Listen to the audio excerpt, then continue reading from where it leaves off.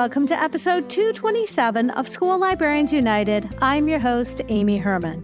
This podcast is dedicated to the issues and challenges school librarians face every day. As a school librarian wrapping up my 16th year, I knew I wanted a podcast which addressed the nuts and bolts of running a successful library program. I don't claim to have the answers, but I hope that this is a platform to share resources and exchange ideas. Now is a perfect time to mention that all the ideas and opinions expressed in this podcast by myself, my interview guests, and listeners who reach out to the podcast are our own and do not reflect those of our school districts. When incorporating research, I always make sure to cite my sources. So whether you are a novice or a veteran school librarian, this podcast has something for you. I'd like to extend a very special welcome this week to listeners Danny in Georgia, Andrea in Illinois, Amanda in Louisiana, Kim in Michigan, Christopher in New York, Wendy in Texas, Jennifer and Christy in Washington State. I welcome you and all listeners to reach out with your feedback and episode suggestions. You can reach me either on Facebook, on Twitter, my handle is at LMS_United, or the email address schoollibrariansunited@gmail.com. If you include your mailing address, I'll be sure to send you a podcast sticker. Friends, several weeks ago, I announced a new partnership with Literati Book Fairs. If you haven't listened to episode 224, I encourage you to get to know some of the team members and all the amazing things Literati is doing to support school librarians. And now is a chance to hear from Literati's team member, Aubrey. Hey, Aubrey. Welcome back to the podcast. Hi, Amy. Thanks. Happy to be back. So, Aubrey, remind listeners, what is your job at Literati? Of course. I am the curator, so I get to choose all the lovely books that you see at the fair and in our boxes.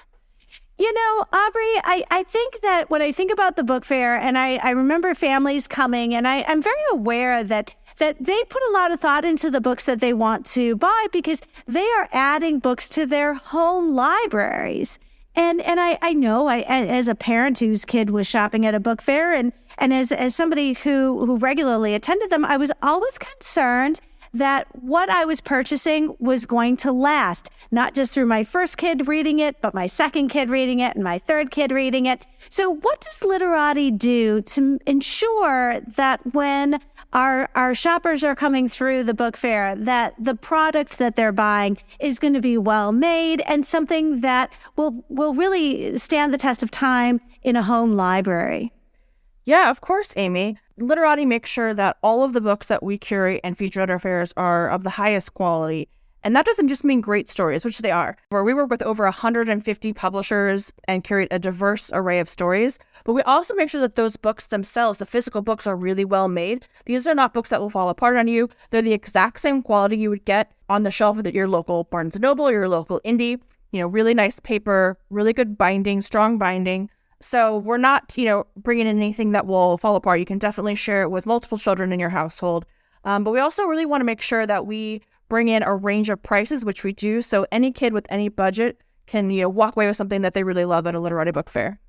Oh, it's a relief because, as the person signing up for the book fair, I want to make sure that my families are, they not just enjoy being there, but enjoy the books for years to come when they take those books home and they're able to enjoy them with all their kids. So, Aubrey, thank you so much for joining the podcast. Of course. Happy to be here. Thanks, Amy. Be sure to tune in and learn all about them and their generous offer. Librarians who book their first Literati book fair before July 31st for this upcoming fall and mention the code UNITED will receive a $500 gift card from Tidal Wave.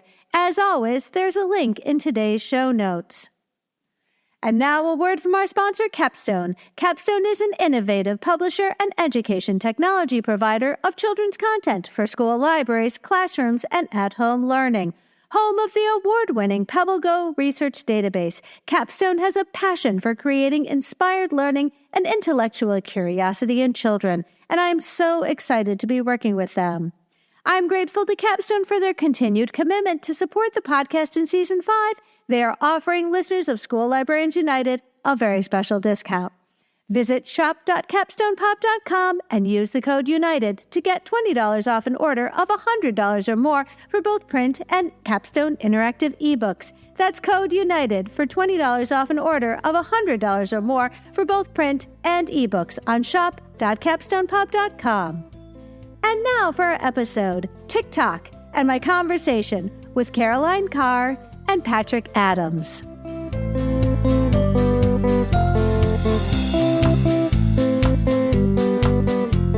Caroline Carr, welcome to the podcast. Super excited to be here. Super excited. Friends, Caroline and I have crossed paths. You know what? I could have gone back and figured out when we started, but am I safe, Caroline? It's been years that we have. It's been years. Yeah. We have engaged. The invitation's always been open, and I guess I did. It was 2020 when you and I started going back and forth and messaging on Twitter. I've always known that there was an episode in our future, and when the idea of TikTok came up, you said, I have a fantastic idea, and I'm so excited because, friends, anytime you go through all of the work that it takes to present at a conference, anytime you put that kind of effort, why not just double dip and create a podcast episode? Because, and I'm sure that your audience appreciated all the work that you did. But once everybody leaves, it's done. We don't have it. Yeah. So this is my cheat. I didn't get to go to your conference, and I want to learn all of this work that you put into this with your co-presenters. So let's go ahead and, I want you to, first of all, tell us how this presentation got started, who initiated it. I know you had two co-conspirators, and set the stage for us, would you please? Well, I sadly love TikTok and spend way, way too much time on it. And I started creating some content, and Patrick and Heather were people that were making stuff on TikTok, and I followed them, and I thought it would be a fun presentation. So I said, hey, would you guys want to present with me? Because I hate presenting by myself. And they said yes. So that's how it was born. First of all, friends, it's Caroline's last day of school with the students. Is that right? So happy about it. Yeah. So never mind the fact I've got two. I think. Well, it's a solid 3 weeks left. I'm sorry. My last day is the 15th of June, and that's fine. I'm not bitter at all or resentful. No, I'm not at all jealous. When you are in school, give listeners an idea of what it is your day looks like. Who do you support? And tell us a little bit about your school community. Okay, so I'm in the great state of Texas, and I teach at an intermediate school. So that intermediate means 5th and 6th grade, so 10 and 11-year-olds. And my day is like teaching classes, collaborating with the teachers, like some more than others, and ordering books and fixing books and stuff like most of your listeners are librarians, so they already know, you do a little of this and a little of that all day long. So true. So tell us about your partner in crime that you brought in to present today on our episode. So both of them do not do TikTok with their kids. I also don't. It's just with our peers. And so Patrick has little tiny kids that he deals with. You want to tell us about that, Patrick? Yeah, so I am one of two librarians in our district that work at preschool exclusive campuses. So I am a librarian for 3, 4, and 5-year-olds. The majority of the students have to qualify in one way or another based on special education or income or something like that to attend. The rest of them pay to attend, but about 90% of my students are on free and reduced lunch, that kind of thing. And so, yeah, my day is a lot different than Caroline's. I see classes the majority of the day as part of their specials co-curricular rotation. So I see classes for about half an hour at a time, 4 days a week. And I have 1 day a week where I don't have students coming in as classes. And that's the day that I get all the rest of the work done. Oh my gosh. And he has a big campus too. I have a huge campus. I have 1,200 kids, You have a big campus too. Yeah. Yeah, we're a little bit over 400 kiddos. Yeah. Yeah, we have 26 classes. About half of them are special ed. So yeah, it's a lot of kids. It's a lot of kids. I see. It's a lot of patience. It's a lot of patience. Well, I'm fortunate, I guess, that I have that. But yeah, I see usually it's between 30 and 35 students at a time in the library, with one, maybe two paraprofessionals to help out. See, and when I have classes in the library, a teacher comes with them, and I never have that many kids. I have at most 26, but usually 24. Oh my gosh. Wow. Okay. And of course, the best part of my day is the hour a day I get to cover nap duty in a special ed classroom where the children are trying to climb the walls. Where they don't want to take a nap. But yeah. I have vivid memories of I was sort of voluntold to cover lunch, and I hated the day that we had French toast sticks and the syrup, and I hated, my feet would just stick to the floor. And I'll tell you, if I never have to cover lunch duty again, I will die happy. So I will say, I love the fact that you do that you cover very different age ranges. But I imagine that the inspiration for the content that you create on TikTok probably comes directly from your day and what you do. So I'm hoping, and I know listeners are going to hope that you go into that. So I'm just curious, because I know Texas is a very big state. And you presented this for our conference recently. I'm just curious. Do you ever work together in person? Are your districts close together, or do you work in the same neighborhood? So we're in the same district, actually, and so we're able to work together quite frequently. I think our two campuses are only like a mile and a half apart from each other, so yeah, we're pretty fortunate. That's wonderful, because I'll tell you, again, this is the first time I'm meeting you, but you guys have been coworkers. And let's just date your friendship. How long have each of you worked together in this district, in this configuration? Well, let's see. I've been in education 18 years, and I've been a librarian 15 of those. So how long have I known you, Patrick? I've known you for a long time. So I got my 15-year pin yesterday. So I've been in the district for 15 years and education for 15 years. Woo-hoo! Congratulations. And I've been a librarian for 7 of those years. So.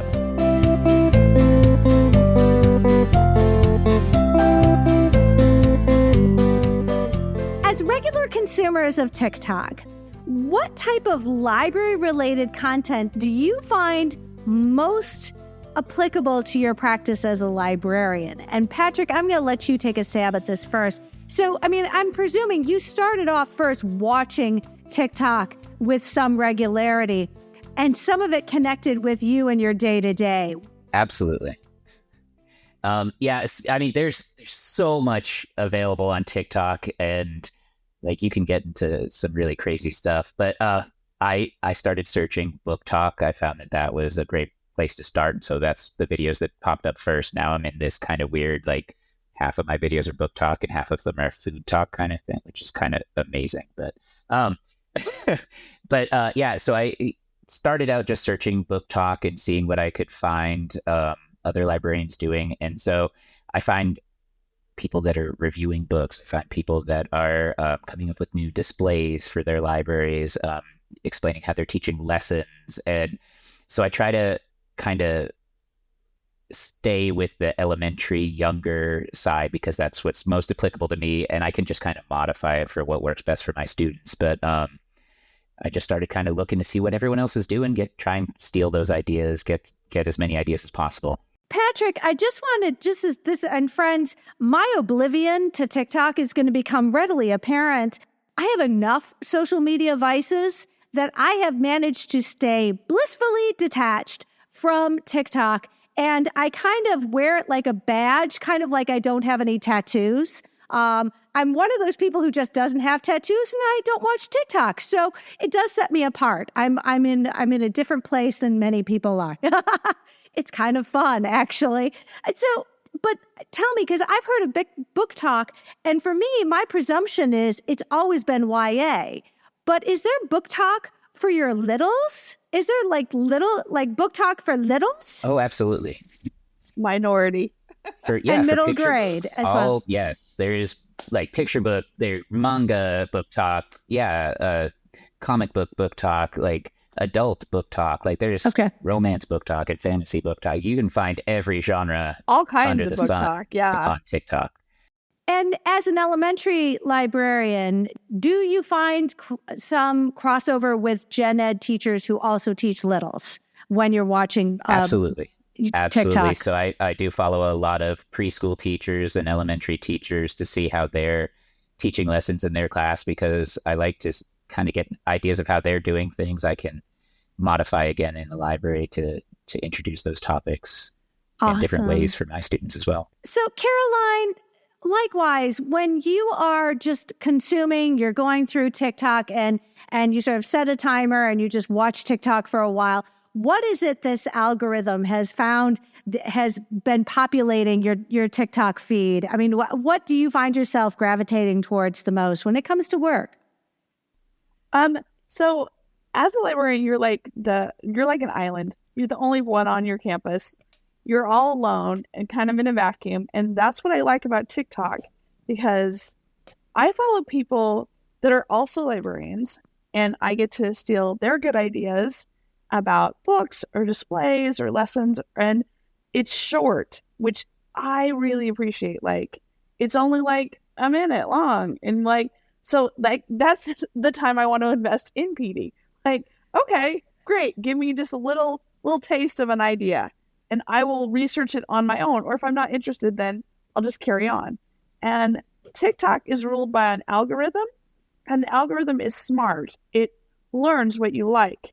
So I favorite things that I like, and I follow people that are librarians, and the algorithm's like, oh, okay. And it gives me more suggestions. And I'm like, yes, that is correct. Or no, this is not what I want. But like little by little, what comes up on my For You page is stuff that I actually want. So I heard recently that TikTok has succeeded where Facebook fails, and that Facebook's algorithm is so off the mark when it comes to trying to generate, direct you to places that you would find most relevant in your interest areas. But I have to say, as somebody who is on library Facebook, I find this to be so true that all too often I'm getting stuff out of left field that has nothing to do with my interest areas as a school librarian. And I'm like, TikTok, I don't go onto TikTok, but somebody said, actually, Facebook really needs to take a lesson from TikTok, because TikTok is about creating followers and finding your community. And Facebook all too often is just missing that connect. They're just not nearly as successful as TikTok is. And I don't know who wants to take a stab at that one. Well, I agree with that. Like, TikTok is actually really good about finding the people that you are interested in and suggesting people that you would actually be interested in, giving you videos about stuff. But you have to teach it. You have to, like, I'm a purist. I do not favorite or watch too long people that are not librarians, not educators. I just want strictly educators. Like, I don't, even if my kids send me like a funny TikTok or whatever, I'm like, oh, you're gonna throw my algorithm off. So, but I know, like I would suggest, if you are interested in doing this for work, for PD, I would suggest having two accounts. One is your personal account where you follow fun stuff and create recipes and follow like stuff like that. And then the other as your PD account. So mine's just a PD account. It's just not really I mean, there are fun things, but like that's not what I use it for. I use it to like get ideas and stuff. Well, and Patrick, I'm wondering, along these same lines, when you're on TikTok, do you have a TikTok for your school? I get a sense that this is for you as a professional profile. Yeah, I mean, it really is a professional profile. All the videos that I make are about being a librarian for the most part, but it's not really connected to the school in any way. It's not something that I'm broadcasting to my coworkers or to the families that I have this TikTok account. Random coworkers have found it, but that's a whole other situation. Which, I don't put anything out there that I'm not afraid to say any of it in public, so it's fine. But it's not something that I'm like posting on like our school website or something like that to share with families. It's more just me making jokes and learning different things that other librarians are doing. We've started to talk a little bit about this, but I want to go into a little more detail. In your recent presentation that you did, you asked your audience what are their goals when it comes to TikTok. In other words, what do you hope to get out of this platform? So I'm wondering if you two could answer this question. What are you hoping to get out of this? Because it is, as a content creator, and these episodes tend to go on for about an hour, the idea of trying to convey something in 90 seconds blows my mind. Like, this is the reason why I do not even dip a toe into TikTok, is the idea that I am going to somehow take one 90-second phrase that from this conversation and it encapsulates everything and put that out on TikTok. Yeah, would it drive people to the podcast? I'm sure it would, but I just don't have more hours. I need more hours in the day. So Caroline, what are your goals? Because this is time you're spending, and do you have specific things you're looking for when you're on TikTok? Or is it just sort of a potpourri and it just sort of comes out and then you sort of create an agenda for the things that you want to implement? How do you go about organizing what you see? I love displays. I am a display girl. Like, I decorate for each holiday. And if I have a book I like, I love to display it and stuff. So that's kind of my driving force. I like to show my displays. I'm proud of them. And I want an audience to be like, oh, good job, you. Like, I just recently made a display about the TV series Wednesday, and I got all kinds of cute, it's a little sign that says roses are red, violets are blue. I prefer reading, but I tolerate you. And then I put up books that I think that Wednesday would like. And I got all kinds of good responses. I was proud of it. But like, I want more than just my teachers. I want the other people that I follow to be like, oh, I love that display.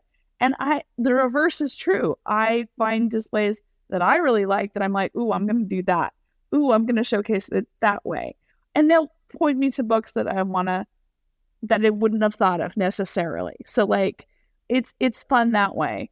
It can be longer than 90 seconds. It can be up to 3 minutes, but the shorter the better, because you rarely watch past 90 seconds. So like, you're always trying to do like a minute and a half. 3 minutes is only if you're like, you have this, for me, I have this great lesson or this huge display that takes me a little longer.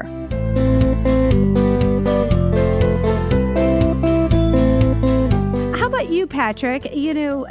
When it comes to learning things that you're going to implement professionally, what are the kinds of things our time is valuable. Our time is very valuable. So when you sit down and you decide this is my time to consume TikTok, what are the kinds of things, and you watch the feed go, and all of a sudden your to-do list starts to grow because you see things that you say, this is something I want to implement in my space. Sure. So usually if I'm going on the TikTok for a specific reason, looking for something to help me with the lesson, there's a search function that is super intuitive. And so I'll just do like a search, like if I'm trying to do space books or something like that, I'll just do a search, picture book space, and see what comes up and kind of get some ideas on what book I might want to try out, get some ideas on how to incorporate those into lessons, or I might do like a search for makerspace preschool and see what kind of activities the kids are doing,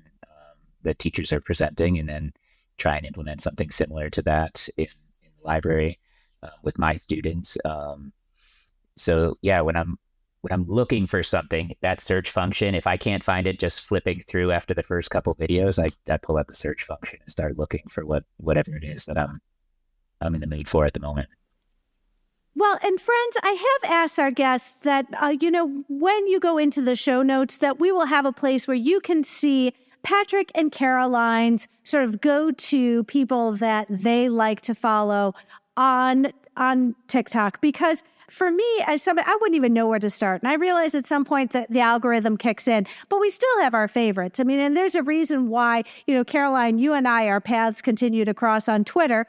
And because we're intentional about it, and we also learn from one another. So friends, make sure that we're going to check out the show notes. So, something I hear consistently is that you like to share and steal. Caroline, you've already used that word, but, truth be told, I think this is true of any social media platform to a certain extent, that we... some of us admittedly are more of observers than participants. Do you feel a sense of obligation that because you incorporate ideas you learn about, in other words, steal from others, that you should give back to the community by creating content and posting on various social media platforms? And Patrick, I'm going to let you take the lead on this one. Yeah, absolutely. I feel like if I'm benefiting from that, I should help others benefit also. So a lot of my videos, if I'm not goofing around with sounds and that kind of thing, are me presenting different lessons that I've done with my preschool students, whether it's a specific book or an activity or makerspace item. And so I try to share out those ideas that I have to offer those up for other librarians that are in similar situations where they can use it or change it up and present it to their students and benefit from it. Because I feel like that when the community all works together, then we all have so many more ideas that are available to us. I am very ignorant of TikTok.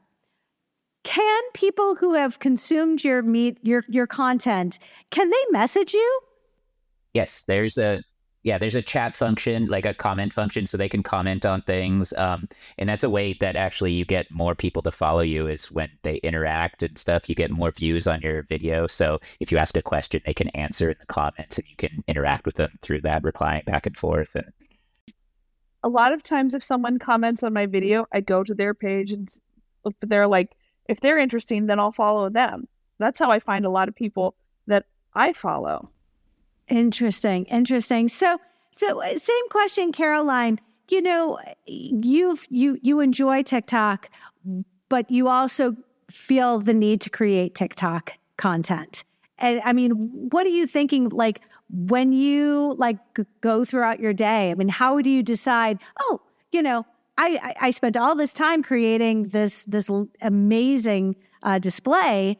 If I put this on TikTok, I get the added bonus of sharing that. But tell us a little bit about that. Well, okay.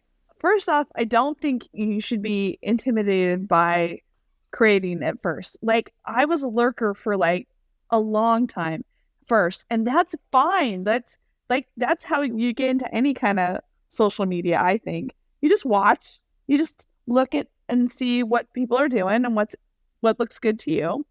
And then little by little you create stuff. And I create videos trying to be funny, but also trying to express the views I have. Yeah, graphic novels are real books. I want to tell people that. I want to share that message. And also, if there's a particular lesson that I did that I really liked, that I thought, oh, this went really well, or people could use, I did a video, a little film about TikTok about this or that, and showed how you can just Google it and find this or that questions, and how you can create just this short, cute little lesson and adapt it to whatever your needs are. I just think that's fun. because I find I love when people are like, hey, here's Canva features that you all should know about. I'm like, oh, saving that video. Here's a list of picture books that I really like. Saving that video. Because then you can go back and look at it and say, oh, okay, I can use this for me in this way. So awesome. I really like that. I am aware when I take a picture that I'm going to post on social media. This happens all the time during my day. I see something ridiculous. I see something frustrating. And I post it, and this is always on my podcast, Twitter. So friends, it's at LMS_United, not at Herman Amy, which is one that my school might encounter. People who follow me know that if you want the actual me, you follow my podcast Twitter person and not my actual work person. And I'll be honest, when I take a picture and I post something, it takes about a minute and a half of my time. And I'm not too concerned about somebody walking past and seeing the librarian on their phone, because I'm not doing anything that takes anything more than I could be checking my messages from my family. I don't know. But the point being, it's a very quick, easy, I take a picture and I post it. Done. When you are creating content for TikTok, obviously there's a learning curve. There's a learning curve, and then obviously you get good at this. But what kind of timing how do you strategically create TikTok in the busy schedules that you have?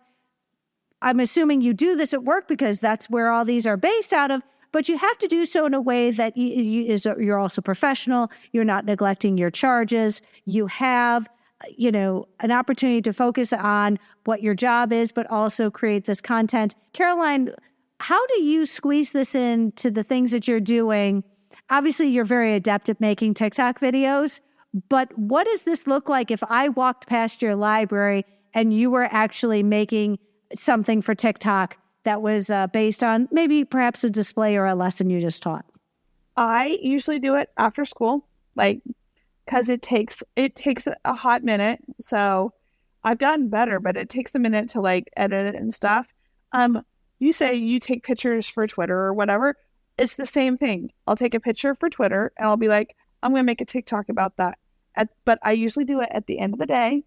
And then I have all day to think about hey, what kind of sound should I use? But sometimes I will film myself or film. I don't film students. I've learned no. A couple of my videos, I don't want to say viral, but they blew up, and I don't want 11,000 people to see my kids.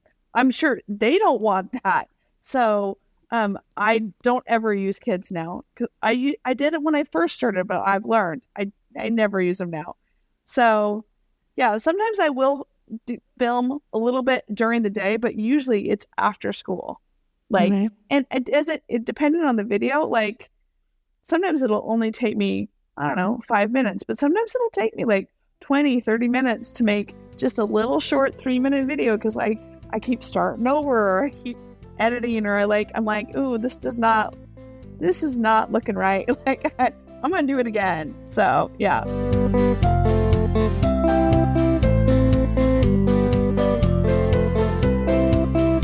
So how about you, Patrick?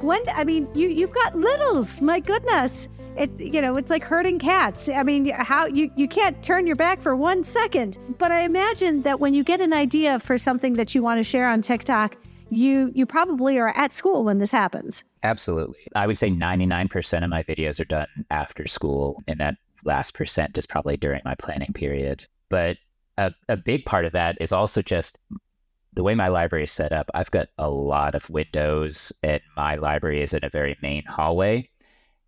And it's awkward to have someone walk by while you're trying to get just the right shot on the camera. So I wait till everybody's out of the building before I do most of that, just for my own mental health, really. But I just if I come up with an idea while the students are in the room, I'll just write it down on a Post-it note and put it to the side and come back to it later, kind of thing, so that I don't forget it. Because if it's a good idea, I really want to do it. But with everything going on, odds are if I don't write it down, it'll be lost to the either. So to your point, I won't make a TikTok with people in the room. If a custodian comes in, I'm like, oh, I'll wait till she leaves. I'm like, I only do it when there's no one there. How funny. And, I am aware that especially, and this came up with my school librarians who work with older students, that when they have library assistants, they oftentimes encourage their library assistants to think of content that can be shared on Instagram. A lot of times it's Instagram because it's going to be, things that the kids are taking pictures of and then posting on the library's Instagram feed, and giving that kind of teaching that digital literacy to students in the way that when you are sharing, that you're doing so in a way that's responsible and we're creating all those good habits when our library assistants who are students are posting on the school social media. But in this case, it's not your school social media. It's your personal, and that makes all the sense in the world. And this is another thing that just occurred to me. When you watch TikTok, I'm sure this happens, but it gives you ideas of things you want to do that are tangential, that things that you're like, I just watched a TikTok and my take on this, here we go. And so, but Patrick, does that happen for you? Like, can you tell us of how you have created content that was inspired by something else you saw another librarian or educator on TikTok do? I think a lot of times it has to do with like maybe the audio that they're using or something like that. Like if they find an audio piece that works in the library setting, that they'll take that audio and make a video. And because I'm so unique with being with just the preschool kids, that same audio brings out a whole different reaction to me. And so I'll kind of use that audio to make a video from my perspective. My kids running down the hallway screaming kind of thing. And I'm just like, yep, closing that door, let it, not my problem kind of thing, where like a special ed teacher is like, this is what I deal with every day kind of thing. Like, so like finding that kind of thing and just kind of taking a different spin on it, or somebody presenting a book that they're using and how they're doing it. And then I'll be like, well, here's what I did with it as a follow-up lesson. Here's how I introduced Makerspace with it, or, something like that is a great way to kind of just build on it and share more ideas for other people to have available. Caroline, same question. Have you created content which is more of a reaction or a response to something that you were inspired by when you watched TikTok? Oh, 100%. If someone makes a TikTok that I really like, or that I'm like strongly agree with or disagree with, I will send, like, there's a share button that you can share the video with other people. I will share it with myself. So I can go back and be like, hey, this is like either I got this idea from so-and-so and I love it and I agree with it, or, I have to say this has not been my experience or whatever. So it's been fun that way. And also sounds like Patrick was saying, like if someone is using the sound in a certain way, I'm like, oh, I could use it, but applied to intermediate. So yeah, that's been fun that way. Or you see a video that you're like, oh yeah, that gives you an idea for something you could do. So I would, if I had older kids, I would have them helping me with ideas and stuff. But like, you have to be 12 years old to have a TikTok account. Now, all of my kids have a TikTok account. They just lie. But I'm not gonna include them. Like, that is not happening. Even if they give me ideas, I'm like, no. Just carry on. Just mind your own business. These are not the droids you're looking for. Like, just keep going. Like, so, and I really hate it. I guess I don't hate it, but like, I don't love it when my peers, people I actually know in real life, find my TikTok.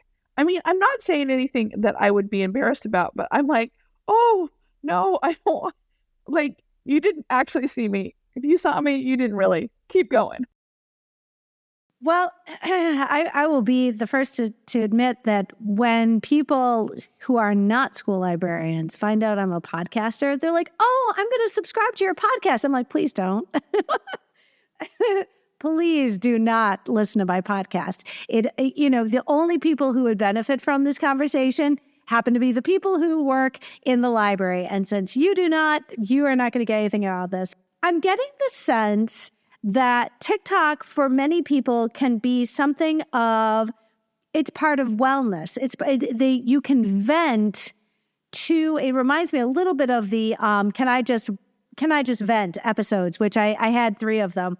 And they were super fun, but it was this opportunity to just release that emotion that is so oftentimes inextricably tied to our jobs. And the only people who could possibly relate to that are the people following us on TikTok. Caroline, has TikTok been for you something of a soapbox, something of a platform which you can get some of that frustration, or have you ever used TikTok in a way that has helped you release some of that frustration or anger that you might have about a situation? No, if I get upset about something, I will call my sister, who is also a librarian, and I'll be like, "Can you believe this?" And she'll be like, "No." But if anything that is online, I feel like is public, and there is no private online. So I only present a positive spin on everything online. I will say, I do push an agenda on, audiobooks are real books. Listening is just a valid form of reading. So I'll do stuff like that. But I will, if something's frustrating to me, I will just call my sister or talk to another librarian in person. I will never put it online. Got it. How about you, Patrick? Has TikTok ever been a place for you to vent to those who might understand? I would say mostly no. There's a couple videos where I joke about student behavior being ridiculous and that kind of thing, but that's as far as I usually go with it because again, it is very public and we're in Texas, which has some very conservative views. And if we cross over that line, we become public enemy number 1. And honestly, I don't need that target on my back at the moment. So again, like Caroline said, she talks to her sister. My wife is a teacher, so I go home and I just vent to her if I need that outlet. Just safer to keep that line in the sand and make sure I don't stick any toes over it,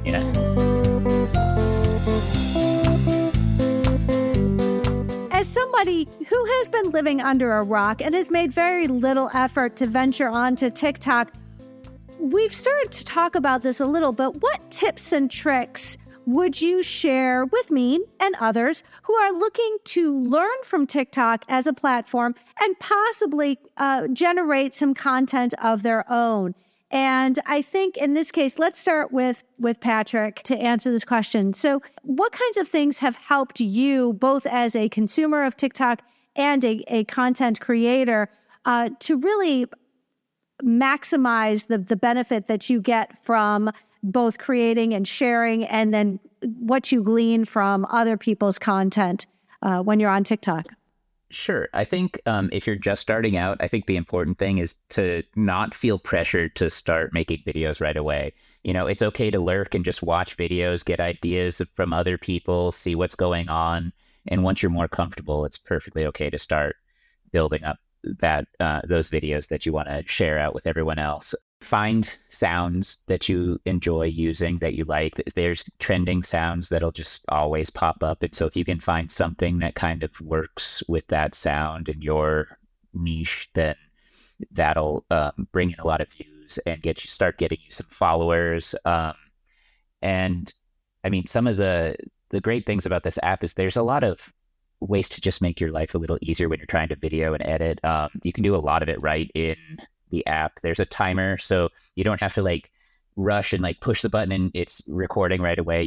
It counts down for you. You can edit and cut the video into shorter parts and splice them together. You can cut the audio down and use just specific parts of that if you want to. You can stitch with other people, so you can take someone else's video and you can stitch it and give like rebuttals back or like add on some more advice, that kind of thing. So like you can take someone else's idea and just be like, well, here's my idea. This person did a great job, but here's another way you could do it. And you can just add on straight to their video. There's so many cool different ways that you can use the app. And once you start like just playing with it, you'll find all of them. Wonderful. How about you, Caroline? You mentioned some things about saving content, which I think is really, really helpful. What are some things that you have done that have really made TikTok a resource when it comes to doing programming in your library space?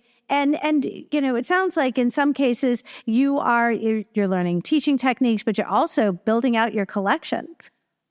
Yes, like I get ideas for books and lessons all the time from TikTok. There's a couple different features that TikTok has. You can favorite something. So that means you can go back and look at your list of favorites, or you can share a video, which is what I often do. I share it with myself. So I can go back later and look at the videos I shared with myself. Or if it's if it's something I want to keep permanently, I favorite it. So, Carolyn, I wish I could have attended your presentation with you and Heather and Patrick. But, as somebody who clearly is oblivious to all that TikTok has to offer, help us understand how this has impacted your practice as a school librarian.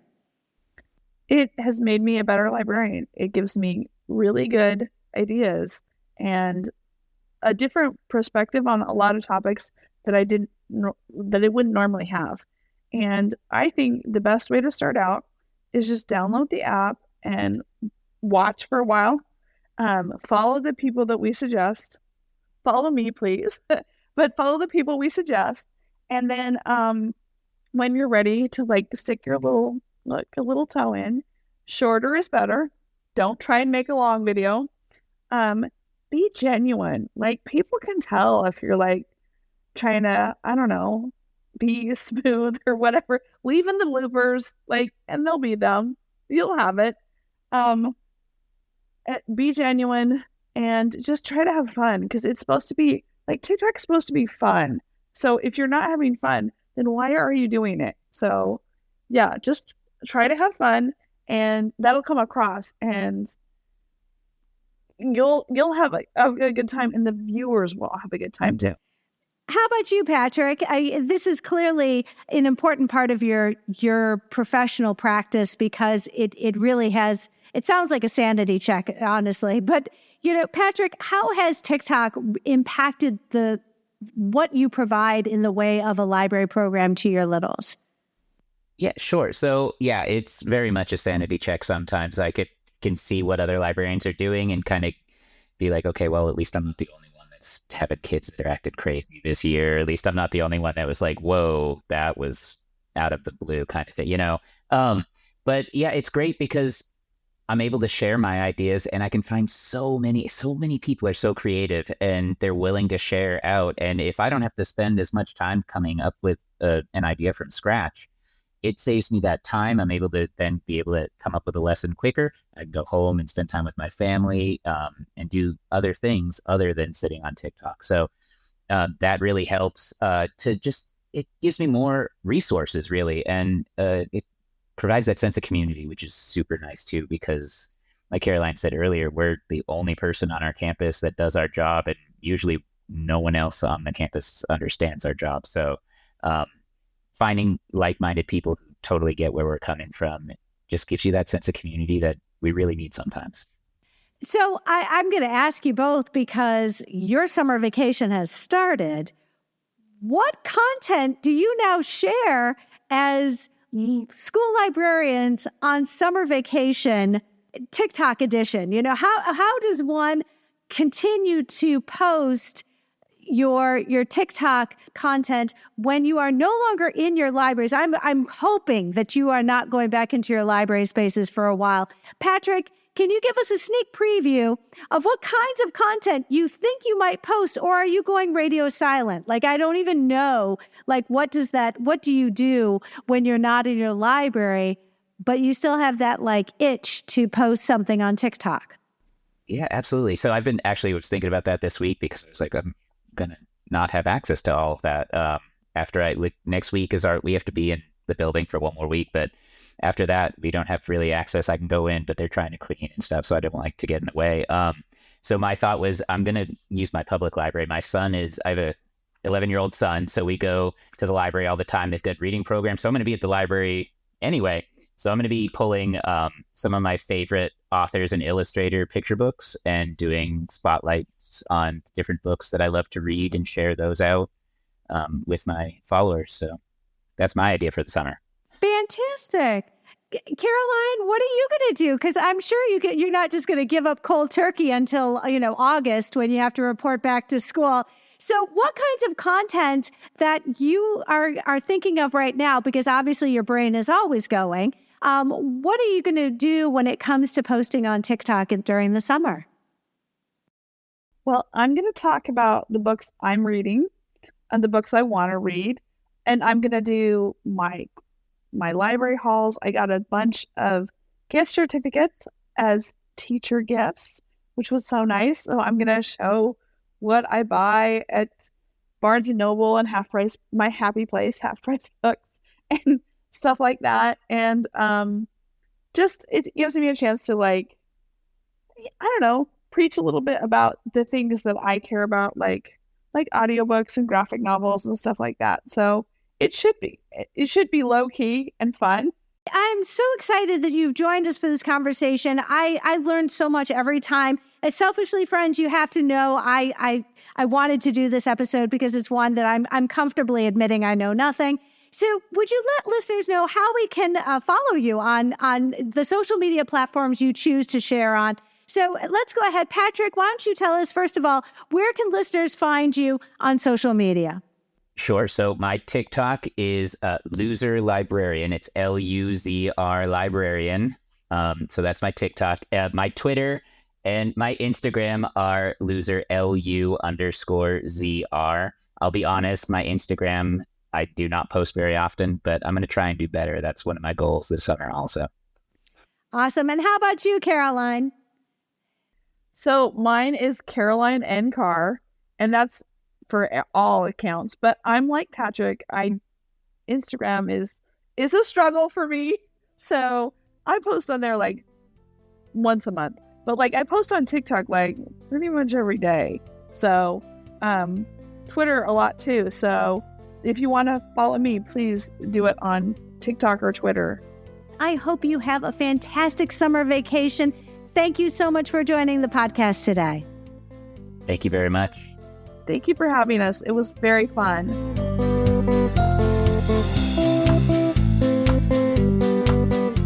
I am so grateful to Caroline and to Patrick for taking time out of their busy schedule to join me for today's conversation. Friends, whether you are wrapping up the school year, you've already started your vacation, or you got a couple more weeks to teach like I do, I'll tell you what, there is always something going on. Librarians are busy, whether it is summer, winter, spring, or fall.